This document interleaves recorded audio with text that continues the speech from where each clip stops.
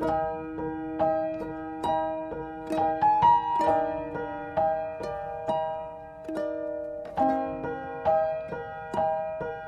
kita berdoa.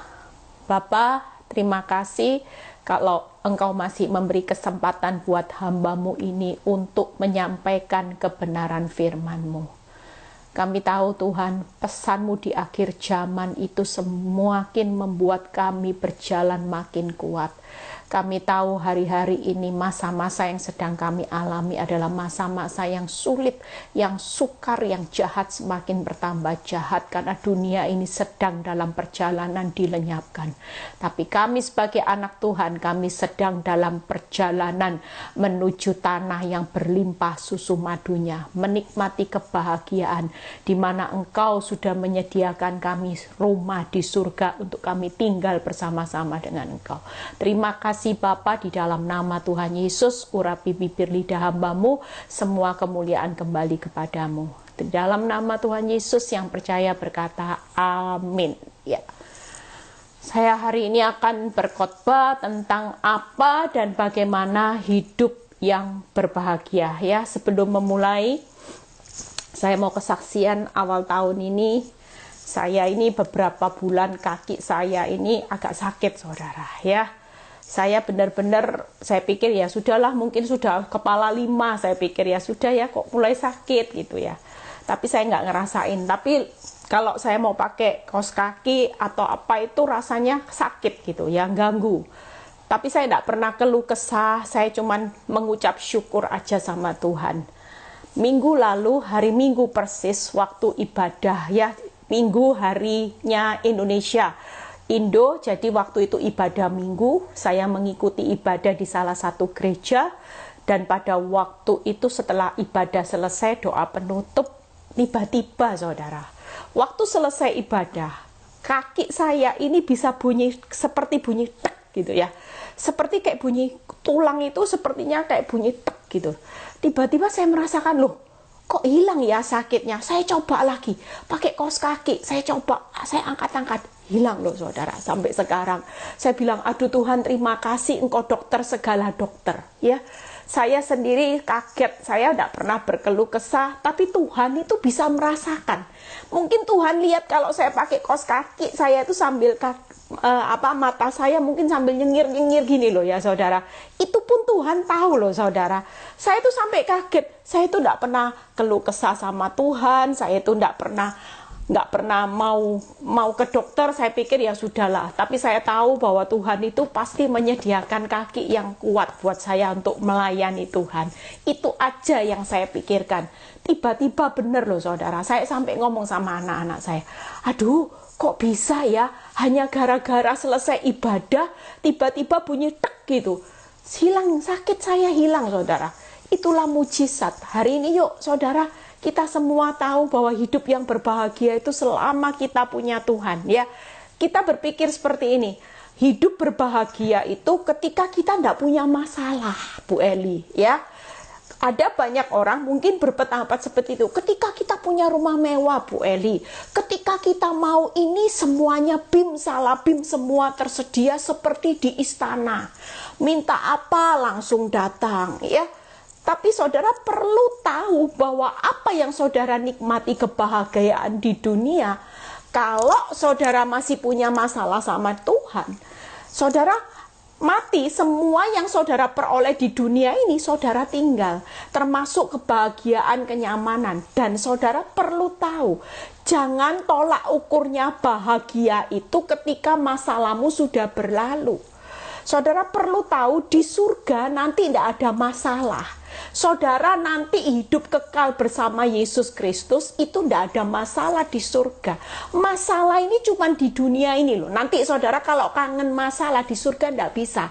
Makanya puasin, nikmati masalah, nikmati proses, itu yang cuma ada di dunia.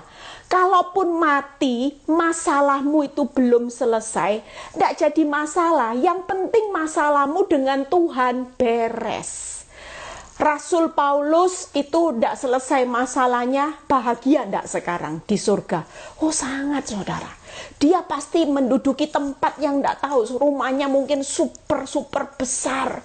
Mungkin makan semeja dengan Tuhan. Siapa lagi? Lazarus. Lazarus itu mati miskin, borok, penyakit, saudara. Tapi hari ini posisi dia bahagia, saudara. Bisa duduk di pangkuan Abraham. Itu sebabnya ada banyak hal yang saudara perlu tahu. Seorang murid-murid Kristus, Petrus matinya disalib terbalik, Paulus dipenggal kepalanya. Saudara lihat Yohanes, murid-murid Yesus, apakah bukan orang yang berbahagia dengan waktu mereka meninggal, mereka hidupnya menderita? Saudara jangan berpikir hari ini kalau saudara berbahagia ketika saudara bebas masalah dan ketika saudara kepingin mendapatkan sesuatu bim salah bim. Saudara kejar kaya di dunia tapi tidak kaya di hadapan Tuhan. Semua itu cuman fana, sesaat. Kita tidak tahu kita sudah kaya tapi besok mati gimana, saudara? Apakah bisa saudara bawa? Waktu saudara bilang gini, nanti kalau di peti mati masukin ya semua harta. Nggak mungkin, saudara. Termasuk anak istrimu, semua harta. Peti matinya juga nggak cukup, nggak bisa bawa rumah, nggak bisa bawa mobil mewah. Itu sebabnya hari ini saya akan bahas ya. Saya mengucap syukur ketika ada proses dalam hidup saya. Dulu saya banyak dihakimi orang. Dulu saya banyak dihakimi ya, termasuk hamba Tuhan. Katanya saya ini harus tunggu masalah selesai, baru saya boleh melayani Tuhan. Untung saya tidak dengar kata-kata hamba Tuhan itu. Sempat saya mau menarik diri dari pelayanan, tapi Tuhan membesarkan hati saya. Lah kalau saya tunggu masalah selesai, berarti Tuhan bilang, kamu akan hidup tanpa kekuatan. Yang kamu tunggu kapan Tuhan masalah selesai? Jujur, hari-hari ini kalau hidupmu hanya menunggu kapan waktunya Tuhan selesaikan masalah, engkau tidak akan punya kekuatan untuk membalik keadaan.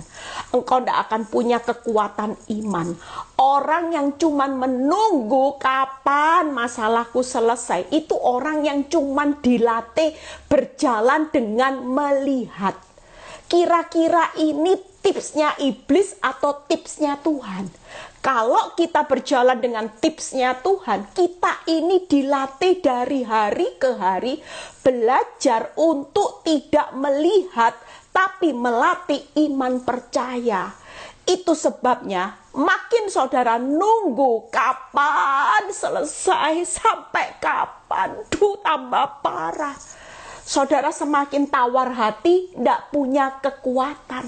Firman Tuhan berkata apa? Orang yang tawar hati akan kecil kekuatanmu. Kecil kekuatan apa? Untuk membalik kenyataan.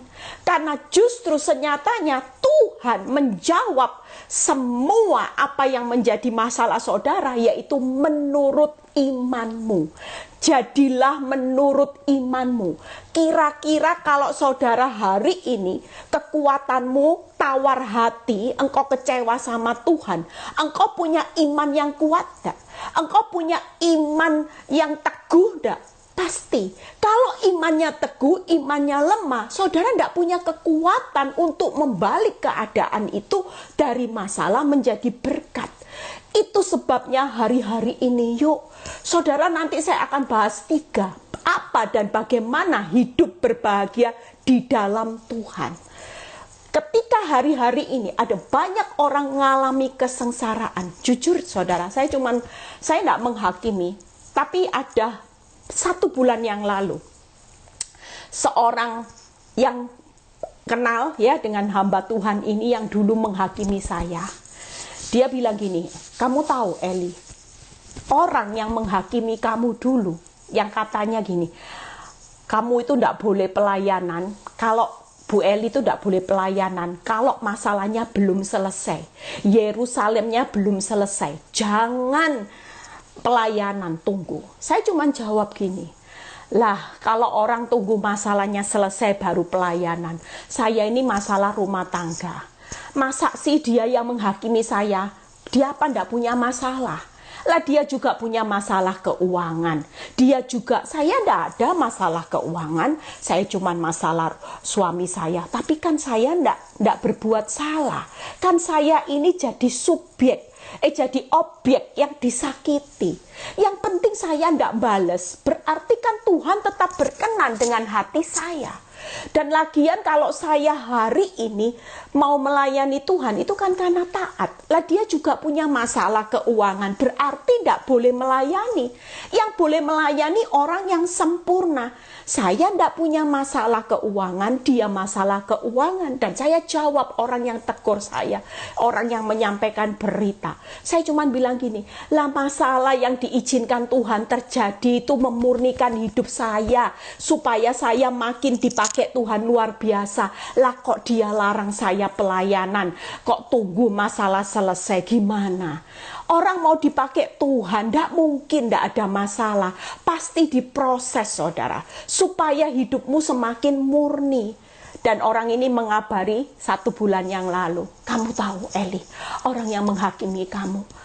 Bulan lalu itu telepon saya, hutang uang. Cuman jumlahnya kecil loh, Eli.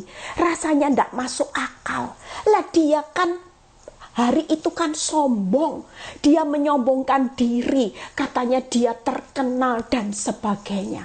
Saya cuma bilang gini, ya sudahlah, biarin aja. Kalau dia dulu menghakimi saya, katanya saya tidak boleh pelayanan karena saya masih ada masalah.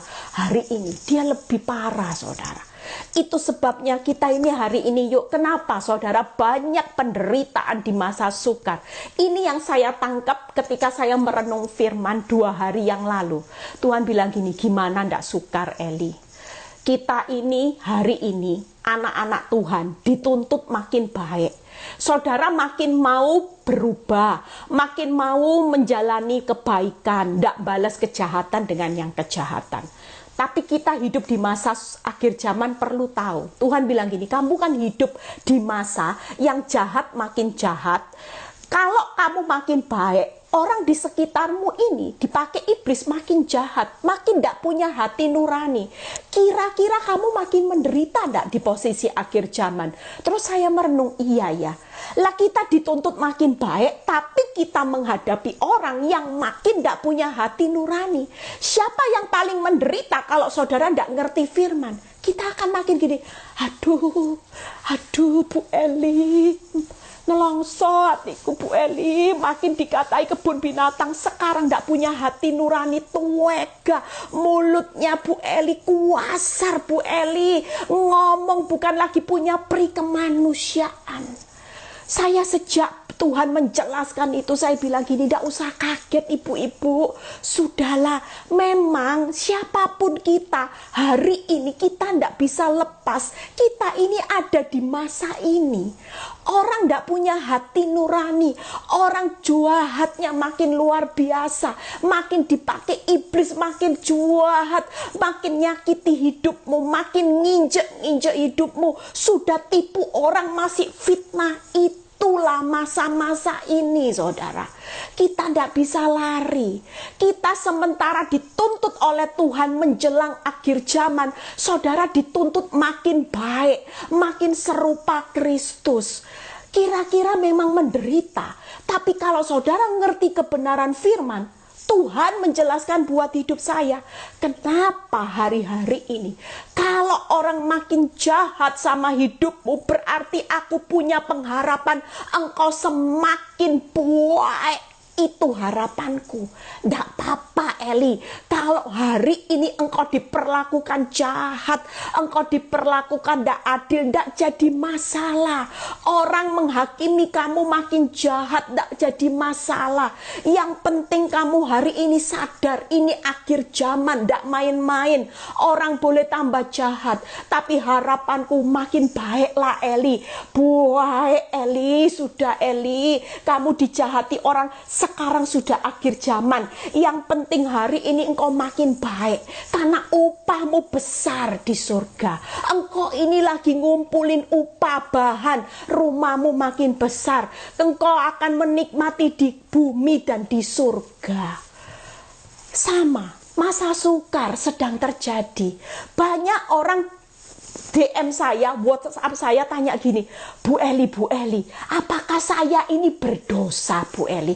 Coba Bu Eli, tolong tanyakan Tuhan. Saya ini kira-kira kok tidak dijawab doa, sudah puasa, sudah taat, sudah melakukan firman, sudah. Tapi Bu Eli, tidak ada satu jawaban yang turun.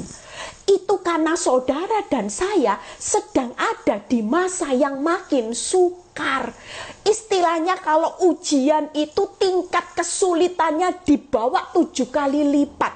Makin panas, durinya makin banyak. Dan saudara sudah jadi orang benar, tidak salah, tidak dosa. Tapi memang saudara dan saya mengalami masa akhir zaman ini sekarang ini loh saudara. Saudara tangkap ya, jadi saudara tidak bisa lari. Maupun pendeta, maupun pelayan Tuhan, maupun sudah sumbang gereja, sudah jadi orang Kristen sejak lahir. Saudara tidak bisa lari, kita hidup di masa-masa yang makin sukar.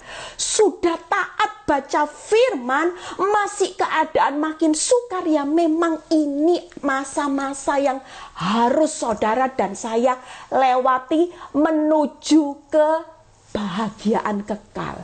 Dunia menuju kesudahannya. Tapi harapan Tuhan bilang gini buat saya. Kamu tahu Eli, kalau tingkat kesulitanmu hari-hari ini aku tambah, apinya aku perbesar. Harapanku engkau timbul emasnya itu murni, kinclong di hadapanku. Itu yang aku mau. Dah apa sudah, lewati aja. Toh ndak melampaui kekuatanmu. Aku lo sudah tahu jalan keluar. Aku lo sudah tahu apa yang aku harus lakukan di masa-masa tersulit. Ndak mungkin tanganku ini melepaskan engkau berjalan sendiri. Tenang. Sudahlah, ndak usah bingung kapan masalahmu selesai. Hari ini pesan Tuhan, ndak usah bingung dengan kapan masalahmu selesai. Yang penting masalahmu dengan Tuhan beres. Kalau beres, hari ini kinclong iman, kinclong karakter, kinclong secara hati, upahmu besar di surga. 3 hal yang saya akan bahas, yuk, waktunya berjalan terus ya. Bagaimana hari-hari ini? 3 hal yang akan saya bahas kaya di hadapan Tuhan. Ya, saudara yang sedang mengumpulkan upah di surga, ndak usah tanya kapan ya masalahku selesai. Hari ini ndak usah. Ini masa sukar. Jangan nuntut kapan selesai, kapan nyaman. Hari ini kalau saudara dengar nubuatan itu, ngeri loh saudara. Ngeri bener-bener. Saya dengar kemarin, saya bilang aduh Tuhan, hidup di akhir zaman ini ndak main-main loh saudara ya. Makanya ada beberapa orang yang bilang jauh lebih baik dibawa Tuhan. Saya dengar ada orang yang bilang sama saya, aduh kapan saya dibawa Tuhan mati ya, ndak kuat rasanya. Lalu mati selesai. Saya bilang, kalau tugasmu belum selesai ya ndak mungkin dibawa mati. Ya kita harus melewati masa akhir zaman. Jangan mikir enaknya dirimu sendiri. Kamu sudah lulus. Lah kalau kita peduli dengan orang-orang sekitar kita, ya selamatkan. Jangan sampai kamu sendiri. Yang penting mati kamu masuk surga. Bagaimana dengan keluarga kita? Itu yang jadi beban. Ya, jadi jangan sampai kita hari ini, yuk 3 hal, 3 golongan. Yang pertama, orang yang miskin. Orang yang miskin di hadapan Tuhan itu orang yang sudah tidak berdaya hari-hari ini.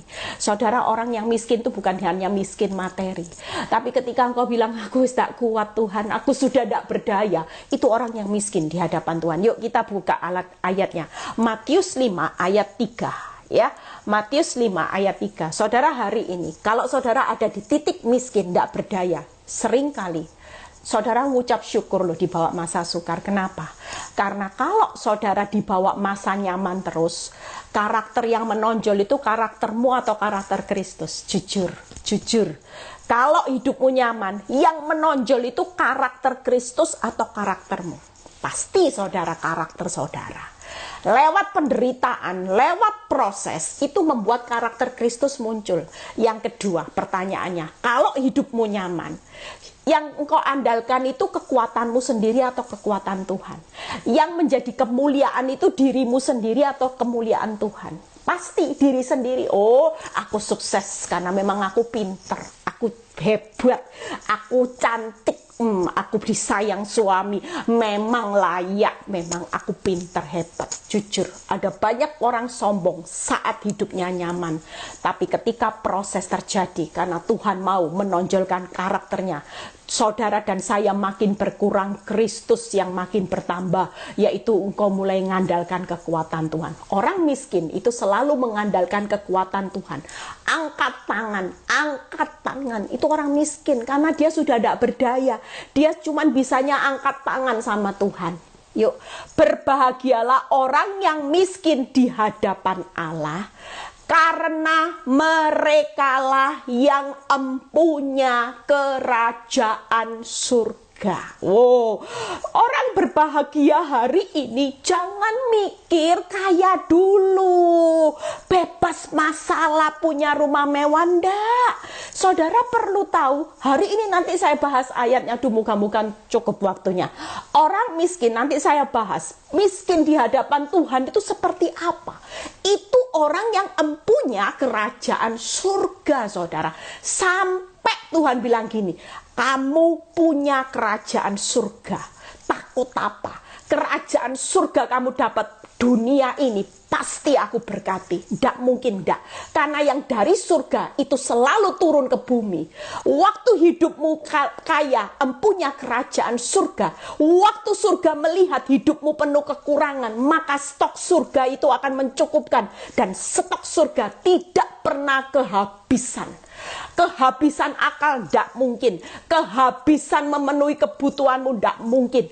Dunia kalang kabut, dunia ngalami minus. Tapi buat saudara dan saya, ketika engkau miskin di hadapan Allah, engkau selalu pada posisi surplus. Karena surga berbicara, dia tidak pernah kehabisan stok. Waktu engkau sebagai empunya kerajaan surga, hidupmu di bumi jelas diberkati. Karena surga itu berbicara sesuatu yang spektakuler. Apa yang saudara butuhkan di bumi, surga tidak punya, semua punya. Emas, semua, lantai aja dari emas, saudara. Bayangkan kalau Tuhan sudah beri predikat saudara, empunya kerajaan surga. Keren. Waktu saya menyiapkan ayat ini, saya bilang, saya ya mau Tuhan, saya mau. Siapa yang tidak mau empunya kerajaan surga? Kerajaan dunia sama kerajaan surga tidak ada bandingannya, saudara. Lantainya aja emas, saudara. Semua emas, saudara. Saudara kayanya kalah sudah, konglomerat kalah. Seluruh dunia orang nomor 1 di dunia yang paling kaya sama empunya kerajaan surga, kalah. Jujur, hari ini yuk, nanti saya bahas cepat ya. Yang kedua, bagaimana orang yang kaya, yaitu yang kedua, orang yang lemah lembut. Matius 5 ayat 5. Matius 5 ayat 5. Berbahagialah orang yang lemah lembut, karena mereka akan memiliki bumi. Waduh, sudah punya surga, punya bumi lagi. Lo jangan mikir kalau orang kaya sudah punya rumah mewah itu bahagia. Kalau orang berbahagia, yaitu orang yang lemah lembut karena mereka akan memiliki bumi. Itu yang kedua. Nanti saya bahas satu persatu. Moga-moga cukup waktunya. Yang ketiga, yaitu orang yang praktek firman Tuhan. Baca Matius 5 ayat 29. Matius 5 ayat 29. Karena itu, siapa yang meniadakan salah satu perintah hukum Taurat, sekalipun yang paling kecil, dan mengajarkannya demikian kepada orang lain, ia akan menduduki tempat yang paling rendah. Orang yang tidak bisa praktek firman, ya, saudara adalah orang yang paling rendah. Lihat kata-kata berikut, paling rendah di dalam kerajaan surga. Lihat ya, tetapi siapa yang melakukan dan mengajarkan segala perintah hukum Taurat, ia akan menduduki tempat tinggi di dalam kerajaan surga. Tinggi, tinggi, saudara. Jadi hari ini orang yang berbahagia, saya cuma ambil sebagian supaya saudara perlu tahu, orang berbahagia itu bukan yang bebas masalah. Oh, Bu Eli bebas masalah, bukan. Sekali lagi, saudara dan saya hari ini, kalau jadi orang miskin sudah tidak berdaya di titik nadir, berbahagialah, GR, empunya kerajaan surga. Hari ini engkau dinudai, engkau dianjing-anjingkan, engkau tidak diperdulikan orang, tapi engkau tetap punya lembah lembut. Tak apa-apa Tuhan, tak apa-apa. Engkau memiliki bumi, saudara. Hari ini hidupmu susah, tapi tetap praktek firman. Aku mau melakukan, aku mau menasehatkan orang. Semangat seperti saya. Waktu hidup saya ngalami proses, saya kasih saudara kekuatan. Semangat. Ternyata saya dapat 3 ini, saudara. Dapat tempat yang tinggi dalam kerajaan surga. Yuk kita bahas satu persatu. Bu Eli, bagaimana orang yang miskin ya sebagai pemilik kerajaan surga? Buka Amsal 31 ayat 22. Amsal 31 ayat 22 ya. Jadi hari ini yang dikejar berbahagia. Sekali lagi, jangan kejar masalah selesai, jangan kejar kapan aku kaya, kapan aku diberkati rumah mewah lagi seperti masa pandemi dulu. Justru hari ini kalau engkau sadar akan firman ini, justru dulu waktu sebelum pandemi engkau kaya, engkau hebat, engkau sukses. Tapi senyatanya ketika engkau tidak pernah hidup berkenan di hadapan Tuhan, senyatanya di pemandangan Tuhan, engkau adalah orang yang termalang, bukan berbahagia, karena engkau tidak punya kerajaan Allah. Hari ini orang miskin, Amsal 31 ayat 22. Terpujilah Tuhan, sebab kasih setianya ditunjukkan kepadaku dengan ajaib pada waktu kesesakan. Waktu saudara nyesek hari ini orang miskin, saudara. Orang yang nyesek kesesakan sudah tidak bisa apa-apa, nyesek angkat tangan. Dan waktu saudara angkat tangan, saudara akan menikmati keajaiban Tuhan. Itulah empunya kerajaan surga. Apa yang sulit dalam hidupmu hari-hari ini, kalau yang dari surga mengirimkan mujizat, mengirimkan keajaiban, maka tidak ada yang bisa menghalangi. Hari ini lautmu dibelah, saudara bisa jalan. Wah, di tengah masa yang sulit, saudara justru bisa jalan di tengah laut yang kering. Ketika hidupmu berkata, Tuhan, aku ngalami kesesakan, aku angkat tangan. Aku tahu aku orang yang berbahagia, menikmati keajaiban. Itu yang pertama. Orang yang miskin hari-hari ini, yang hidupnya benar-benar ngalami kesesakan. Makanya yang ngalami kesesakan, jangan terus lihat fakta. Nanti kekuatanmu habis. Karena ketika engkau tidak lihat fakta dan engkau bangun rasa percaya, engkau akan melihat imanmu itu akan menarik keajaiban surga turun. Amin. Keajaiban surga turun karena engkau punya kerajaan surga, dia akan memberikan. Yang kedua, gimana Bu Eli? Orang yang miskin. Yang kedua, Mazmur 119 ayat 71. Mazmur 119 ayat 71. Bahwa aku tertindas itu baik bagiku, supaya aku belajar ketetapan-ketetapanmu. Yang kedua, orang miskin yang kedua, yang mengalami penindasan, tertindas. Orang tertindas itu tidak enak, saudara. Siapa yang bilang tindas? Ditindas orang, ditindas masalah. Tapi satu hal yang firman Tuhan berkata, ketika aku tertindas, saudara mulai belajar ketetapan, saudara mulai belajar untuk taat sama Tuhan, maka kebaikan surga itu akan turun. Makanya firman Tuhan berkata, bahwa aku tertindas itu baik bagiku, supaya aku belajar ketetapanmu. Kalau kita hari-hari ini tertindas, kita tetap melakukan apa yang Tuhan mau, percayalah kebaikan surga itu akan turun dalam hidupmu. Karena justru orang yang miskin itu yang empunya kerajaan surga. Jangan sampai berespon salah, supaya keajaiban, kebaikan surga itu turun menaungi saudara. Senyatanya ketika semua yang dari surga turun, hidupmu pasti berbahagia. Tidak mungkin surga lah mempunyai hak di bumi diberikan sama Tuhan. Yang ketiga, yaitu ayat yang tidak asing di 2 Korintus 12 ayat 9. Cukuplah kasih karuniaku bagimu, justru dalam kelemahanmu lah kuasaku menjadi sempurna. Sebab itu terlebih suka aku bermegah atas kelemahanku, supaya kuasa Kristus turun menaungi aku. Hari ini orang yang miskin, yang sudah mengalami titik nadir kelemahan, kalau hari ini engkau ngalami kelemahan, pesan Tuhan, nak, bermegahlah. Bermegahlah, sudahlah hutangmu banyak, ya sudah, bermegah. Orang bermegah itu bersuka cita, ngucap syukur aja. Karena kalau engkau bisa bermegah, engkau itu sedang menarik kuasa Tuhan yang sempurna, kuasa surga itu turun menaungi engkau. Lah kalau kita dinaungi kuasa Tuhan yang sempurna, kita pasti berbahagia, saudara. Nggak mungkin kita hidup itu susah.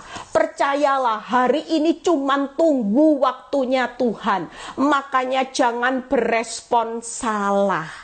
Ketika yang ajaib, yang terbaik, yang sempurna itu sedang turun menaungi saudara dan saya, hidupmu kira-kira berbahagia atau susah? Ya memang harus ngalami sementara, nggak enak, ngalami kelemahan, tertindas, kesesakan. Ya, yang terakhir yaitu 1 Petrus 4 ayat 12-13. Itu orang miskin. Jadi gambarannya yang ngalami sesak, yang ngalami penindasan, hari ini yang ngalami kelemahan, yuk bermegah. Respon yang benar. Saudara dan saya bukan untuk menderita, tapi berbahagia karena engkau pemilik kerajaan surga. Surga akan mentransfer semua yang terbaik, ajaib, semua yang sempurna. Yang terakhir 1 Petrus 4 ayat 12-13. Saudara-saudara yang kekasih, janganlah kamu heran akan nyala api siksaan yang datang kepadamu sebagai ujian, seolah-olah ada sesuatu yang luar biasa terjadi atas kamu. Sebaliknya bersukacitalah sesuai dengan bagian yang kamu dapat dalam penderitaan Kristus, supaya juga boleh bergembira bersukacita pada waktu ia menyatakan kemuliaannya. Yang keempat yaitu bagaimana orang yang diam-diam tiba-tiba ada sesuatu yang luar biasa, kena petir, kena bencana, anggap ini ujian. Sebagai pengikut Kristus, ambil bagian dalam penderitaan Kristus, yaitu untuk menikmati kemuliaan surga. Saudara, kalau menikmati kemuliaan surga, firman Tuhan berkata, engkau itu akan bergembira. Engkau senyatanya orang yang berbahagia, nak. Karena tadi yang miskin akan menikmati keajaiban. Menikmati apa tadi? Kuasa Tuhan yang sempurna, yang terbaik. Yang keempat akan menikmati kemuliaan. Tapi ngalaminya ndak enak menurut firman Tuhan. Nyesek, ditindas, kelemahan, ada sesuatu yang luar biasa. Firman Tuhan berkata, ada sesuatu yang luar biasa terjadi atas kamu. Jangan kalau disambar petir tiba-tiba berpikir Tuhan jahat. Bilang, oh terima kasih Tuhan, aku orang yang berbahagia. Aku akan menikmati kemuliaan surga turun atas hidupku. Bukan orang yang sial. Biar dunia berkata, kasihan deh lu, kasihan ikut Kristus. Aduh bonyok, sudah ditindas, nyesek, sudah hidupnya ngalami ujian ndak selesai-selesai. Hidupmu ini mau jadi apa? Ngalami kelemahan, malah terus bermegah. Loh, saya jujur waktu saya praktek firman, ndak apa-apa. Orang mau hakimi saya, it's okay. Saya bermegah karena saya mengerti firman. Tuhan berkata, Eli, hidupmu berbahagia, hidupmu kaya, engkau empunya kerajaan surga. Surga itu loh tidak pernah terlambat. Loh jujur, kaki saya ini sembuh karena Tuhan tahu di surga Dia transfer obat buat kaki saya sampai sembuh. Dan yang membuat saya senang hari ini apa saudara? Saya kurus saudara. Saudara tahu saya ini pusing beberapa saat karena memang terlalu bahagia. Saya ini punya nafsu makan waktu masa pandemi. Waduh luar biasa saudara. Tidur enak, makan enak saudara. Lah mau direm-rem ya di rumah terus lihat makanan, tidak bisa. Tapi jujur waktu di sini saya bilang ini, Tuhan, saya sih kepingin kurus bukan karena juga cantik, tapi kepingin sehat. Saya ini kok makannya, saya lihat terakhir, saya makan babi, lemak semua. Ini mulut ini nyonyo saudara, danjek ya. Makanya waktu saya bilang ini, saya itu kepingin kurus. Loh tiba-tiba saudara, waktu saya di sini, saya makan ya normal. Mungkin saya tidak makan gorengan, saya bisa tahan makan yang tidak ada gizinya, tidak saya makan. Saya ikut pola anak-anak saya makan salad saudara. Kurus loh saudara, ini kurus sudah 4 kilo saudara. Lihat saudara, saya mengucap syukur. Kenapa? Karena saya tahu surga itu mengamati hidup orang yang bisa menarik kuasa Tuhan turun. Berbahagia. Lah Tuhan bilang gini, Eli, kamu ini hidupmu berbahagia loh, bukan karena masalah. Kamu ini karena tahu firmanku. Makanya hari ini yang terpuruk, yang lemah, yang nyesek, ayo bangkit. Engkau ini punya kerajaan surga. Konglomerat kalah saudara. Sudahlah, kuasa Tuhan pasti ditransfer. Yang kedua ya, bagaimana orang yang lemah lembut. Orang lemah lembut itu 3, saya rangkum. Rendah hati, sabar, dan mengampuni. Jujur, orang lemah lembut itu pasti yang rendah hati. Orang lemah lembut itu gini, kalau diproses Tuhan belum selesai, dia tidak akan banyak nuntut. Iyalah Tuhan, tidak apa-apa sudah. Lah kalau orang tinggi hati pasti marah sama Tuhan. Tuhan ini gimana? Tidak tahu diri. Tuhan ini kurang kerjaan. Proses saya sudah nyesek, sudah ngalami kelemahan, masih saja ujian tidak selesai-selesai. Lah itu orang yang tinggi hati. Orang rendah hati itu pasti sabar. Disakiti yang ngampuni. 3 hal. Kenapa orang rendah hati itu orang yang berbahagia? Ayatnya ada. Aduh, Mazmur 37 berapa? Nanti dicari ya. Ini catatan note saya 37 tapi tidak ada ayatnya. Tetapi orang-orang yang rendah hati akan mewarisi negeri dan bergembira karena kesejahteraan yang berlimpah-limpah. Nah, orang rendah hati ini orang yang berbahagia. Makanya ibu-ibu kalau dikatakan bodoh, tidak usah bilang bodoh sendiri. Nah, nanti saudara tidak jadi orang yang berbahagia. Saudara akan kehilangan warisan negeri, kesejahteraan yang berlimpah-limpah. Makanya hari ini kalau dikatai bodoh ya sudah. Proses belum selesai, ngucaplah syukur. Itu suatu bentuk respon orang yang rendah hati. Lihat orang sabar itu gimana saudara. Amsal 16 ayat 32. Makanya hari ini orang lemah lembut itu yang memiliki bumi. Jadi kalau saudara rendah hati, sabar itu memiliki bumi. Berkatmu besar. Karena di pemandangan Tuhan, orang ini orang berbahagia. Ciamik, dulu jahatnya minta ampun, sekarang rendah hati, sabar lagi. Jujur saya itu sampai heran dengan Tuhan, bisa ngerubah. Saya ini orang yang tinggi hati, saya ini orang yang ketus. Tanya mama saya ini ketus, wajah saya kan kelihatan saudara, wajah galak. Tapi hari ini saya itu bisa super sabar, itu karena apa? Karena proses saudara. Karena saya juga ngerti, saya ini orang yang berbahagia. Saya tidak mau kehilangan warisan saya. Daripada saya marah-marah, dapat sesuatu, saya mau belajar sabar. Orang sabar, Amsal 16 ayat 32. Orang yang sabar melebihi seorang pahlawan. Orang yang menguasai dirinya melebihi orang yang merebut kota. Mazmur 37 ayat 8 sampai 9a. Lihat berkata, berhentilah marah dan tinggalkan panas hati, jangan marah. itu hanya membawa kepada kejahatan. Sebab orang-orang yang berbuat jahat itu akan dilenyapkan. Makanya orang yang berbahagia, orang yang lemah lembut itu yang bisa sabar. Seperti pahlawan, yaitu berhenti marah, ndak usah panas hati. Sudahlah, kalau temenmu nusuk dari belakang, kamu difitnah rekan kerja, ndak usah marah. Saudara ini kalau ndak marah, karena saudara memiliki bumi. Lah saudara kepingin memiliki bumi tapi suka marah, ya ndak bisa saudara. Saudara kepingin kaya, diberkati, berbahagia di pemandangan Tuhan, tapi saudara sombong, ndak bisa. Sudahlah, hari ini yang ketiga mengampuni. Jadi hari ini yang ketiga apa? Mengampuni. Ayatnya 2 Timotius 4 ayat 18. Kenapa orang yang bisa mengampuni itu orang yang berbahagia? 2 Timotius 4 ayat 18. Tuhan akan melepaskan aku dari setiap usaha yang jahat. Dia akan menyelamatkan aku sehingga aku masuk di dalam kerajaannya di surga. Baginya lah kemuliaan selama-lamanya. Orang yang bisa ngampuni itu berbahagia, memiliki bumi, dilepaskan dari yang jahat, diselamatkan, menikmati surga. Berbahagia ndak saudara?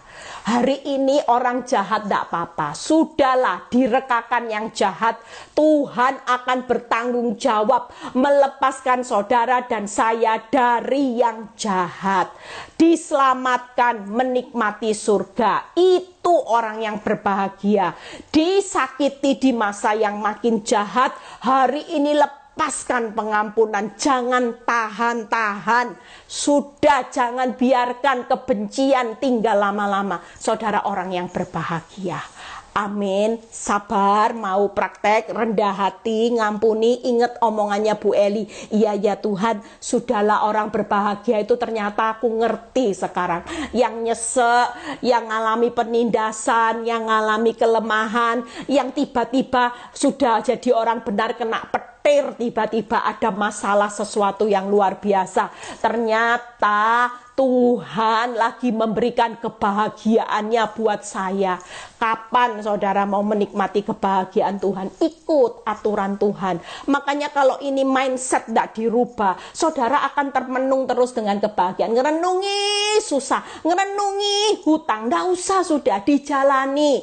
Percayalah, kalau kita empunya surga, memiliki bumi, apa yang tidak bisa Tuhan berkati buat hidup saudara? Apa yang tidak bisa Tuhan kerjakan untuk pemulihan saudara? Yang terakhir, ya, yang terakhir praktek firman. Yuk buka di Matius tadi ya, 5 ayat 30. Maka aku berkata kepadamu, jika hidup keagamaanmu tidak lebih besar dari hidup keagamaan ahli Taurat dan orang fasik, Farisi, sesungguhnya kamu tidak akan masuk dalam kerajaan surga. Itu tadi ayat 29-nya. Kalau kita tidak bisa melakukan firman, tidak mengajarkan, maka saudara dan saya menduduki tempat yang rendah. Tapi kalau kita hari ini bisa praktek firman, saudara akan menikmati kedudukan tempat yang tinggi. Satu ayat selesai. Matius 28 ayat 19 sampai 20a. Matius 28 ayat 19 sampai 20a. Yuk kita baca. Karena itu pergilah, jadikanlah semua bangsa muridku dan baptislah mereka dalam nama Anak, Bapa, Roh Kudus, dan ajarlah mereka melakukan segala sesuatu yang telah kuperintahkan kepadamu. Hari ini Tuhan itu memerintahkan buat saudara dan saya praktek firman supaya saudara bisa pergi menjadikan semua bangsa murid, baptis, ajar mereka melakukan firman. Artinya orang yang berbahagia jadi praktek firman, dia itu yang pertama, jadilah pelaku firman, jadilah pelayan Tuhan. Pelayan Tuhan itu gimana? Yang ngajarin. Nggak harus jadi pendeta kayak saya. Percuma kalau jadi pendeta tapi saudara nggak jadi pelaku firman. Nol. Hari ini walaupun engkau nggak jadi pendeta, ada saudaramu yang lagi terpuruk, temanmu, kasih nasihat. Ini loh, tapi samping itu saudara jangan jadi orang munafik. Saudara bisa menasehati, mengampuni, tapi saudara nggak bisa. Lah itu kan sama aja orang yang munafik. Saudara nggak akan jadi orang berbahagia. Karena senyatanya Tuhan memerintahkan yaitu untuk melakukan segala sesuatu yang telah kuperintahkan kepadamu. Kalau saudara hari ini dengar perintah firman Tuhan, lakukan dulu, baru jadi pengajar, penasehat, terus hiduplah jadi berkat. Jangan hidup jadi batu sandungan. 3 hal kalau saudara orang yang berbahagia hari ini. Jadilah pelaku firman, jadilah pelayan Tuhan, pengajar. Yang ketiga, hiduplah jadi berkat. Gampang enggak saudara mau jadi orang berbahagia? Yuk, orang berbahagia yang hari ini yaitu orang yang miskin, lemah lembut. Yang ketiga, praktek firman. Orang yang miskin itu setia pikul salib, pasti. Pengikut Kristus itu cirinya 3. Pikul salib, sangkal diri, praktek firman. Itulah orang yang berbahagia. Pikul salibnya gimana? Ya sudahlah, rela. Nyesek, sesek, ditindas ya sudah. Kelemahan ya sudah Bu Eli. Ngalami ujian kayak petir, PHP, jet coaster. Ya sudah. Ternyata baru ngerti orang-orang seperti ini pilihan Allah, pengikut Kristus yang dikaruniakan kebahagiaan, yaitu sebagai pemilik kerajaan surga yang selalu memberikan yang terbaik. Yang kedua, yaitu apa saudara? Orang yang lemah lembut. Ya sudah Bu Eli, mulai sekarang aku mau kejar hidup bahagia di pemandangan Tuhan. Kalau di pemandangan dunia, kaya mati tidak dibawa. Buat apa? Dipuji-puji orang, mati pujian yang tidak dibawa. Harga diri mati yang tidak dibawa. Lah kalau saudara hari ini sebagai dianugerahkan pemilik bumi, keturunanmu juga menikmati. Wong firman berkata, berbahagialah orang yang lemah lembut, maka merekalah yang menjadi pemiliki bumi. Sangkal diri. Itu proses sabar, rendah hati, mengasihi, itu proses ngikut Kristus, yaitu sangkal diri. Yang ketiga, berbahagia apa saudara? Praktek firman, jadi pelaku, pengajar, hidup jadi berkat. Yuk, kita mau ya hari-hari ini di akhir zaman ndak usah kaget. Orang ndak punya hati nurani, kejem sama saudara, ndak usah kaget. Harapan Tuhan siang ini, yaitu supaya saudara makin baik, makin imannya makin kinclong, karakter Kristusnya makin mirip sama Tuhan, yaitu apalagi hatimu makin tulus buat Tuhan. Mengikut Kristus tidak ada lagi motivasi, tapi karena tulus saudara dan saya mengasihi Kristus. Saya sudah selesai, saudara dan saya mau praktek hari ini ya, weekend kan. Kita mau praktek kebenaran firman ini. Jangan kejar bahagia terus di surga. Kapan kaya, kapan selesai masalah. Tidak masalah saudara. Mati, kalaupun engkau belum selesai masalahmu, masih kena petir, surga itu terbuka. Karena engkau ini empunya kerajaan surga. Engkau ini akan menduduki tempat yang tinggi dalam kerajaan surga. Anak-anakmu yang kau tinggalkan, tidak usah takut. Kalau engkau memiliki bumi, warisan di bumi itu akan transfer sama keturunanmu kelak. Apa Apa yang engkau kumpulkan di bumi tidak pernah sia-sia. Nanti anak cucu seperti Ayub menikmati kebahagiaan. Saya terlalu percaya Ayub itu melakukan itu, saudara. Sampai dia lihat kebahagiaan 4 keturunan. Karena dia memiliki bumi dan surga, saudara. Maukah saudara hari ini, yuk ngerti hatinya Tuhan. Jangan terus lihat fakta toh. Jangan terus lihat suamimu yang error. Nggak usah dilihat, sudah. Kalau kebangetan ya sudahlah. Nanti upahmu juga kebangetan dari Tuhan. Makin engkau diperlakukan kebangetan, luar biasa prosesmu. Percayalah, nanti upahmu di surga dan di bumi makin luar biasa. Saudara dan saya nikmati sampai keturunanmu. Lah, saudara bersyukur ya.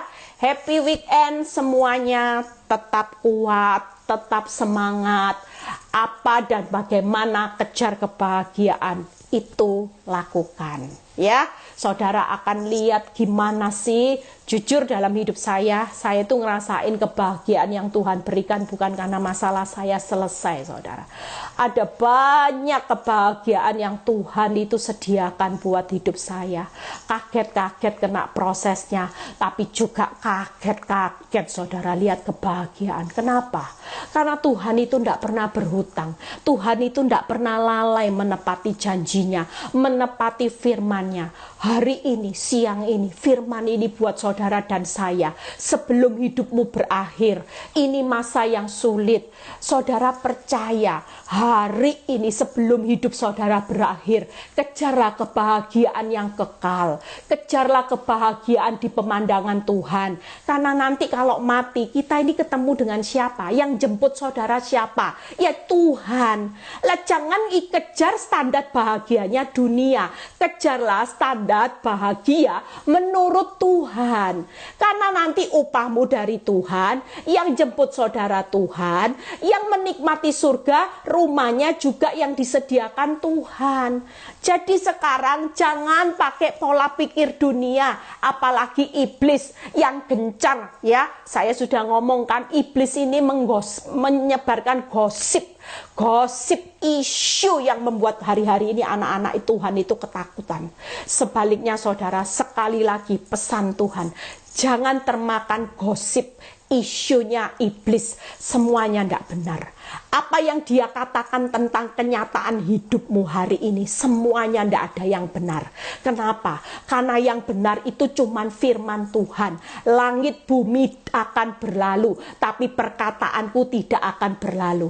Jadi jangan dengar gosipnya iblis, isu iblis tentang kenyataan hidupmu. Tapi hari ini dengarlah firman. Kalau engkau berbahagia di tengah kesesakan, bermegahlah. It's okay Tuhan, pemilik surga. Pede. Hari ini percaya diri. Orang mau menghina kamu, memang kamu tidak punya apa-apa. Tidak apa-apa. Aku pemilik surga. Aku memiliki bumi. Aku akan menikmati kedudukan tempat yang tinggi di surga. Wow, keren. Nanti kamu akan ngiri lihat aku. Itu saudara, jangan mau termakan sama intimidasinya iblis ya. Happy weekend semuanya. Yuk kita berdoa. Bapa, hamba-Mu sudah selesai menyampaikan kebenaran firman. Kami mengerti bahwa kata berbahagia itu bukan lagi sama dengan bahagia menurut dunia. Biarkan dunia mengejar kebahagiaan menurut isunya iblis. Menurut apa yang dikatakan iblis. Tapi kami akan dengar apa kata firman. Karena apa yang kata firman itu tidak pernah berlalu. Dan itulah yang senyatanya akan terjadi dalam hidup kami. Kami betapa mengucap syukur di tengah kesesakan, di tengah penindasan, di tengah kelemahan, ujian yang hebat. Di mana kami disakiti, di mana hidup kami hari ini Tuhan. Yang kami kejar hari ini adalah kebahagiaan di pemandangan Tuhan. Yang sakit sembuhkan, yang mengalami masalah rumah tangga pulihkan. Keuangan Tuhan berkati Bapak. Yang mau jual aset Tuhan, biar mereka tahu bahwa hidup mereka ada dalam pemeliharaan Tuhan. Terima kasih Tuhan, berkati bangsa negara kami. Kalau sebentar kami mau berpisah satu dengan yang lain, biar kami terima berkat Tuhan, berkat Abraham, Ishak, Yakub, damai sejahtera Allah Bapa, Putra, dan Roh Kudus menyertai saudara dan saya mulai saat ini sampai Maranatha Tuhan Yesus datang kedua kali. Yang diberkati percaya berkata amin. God bless. Tuhan Yesus memberkati. Sampai ketemu hari Selasa.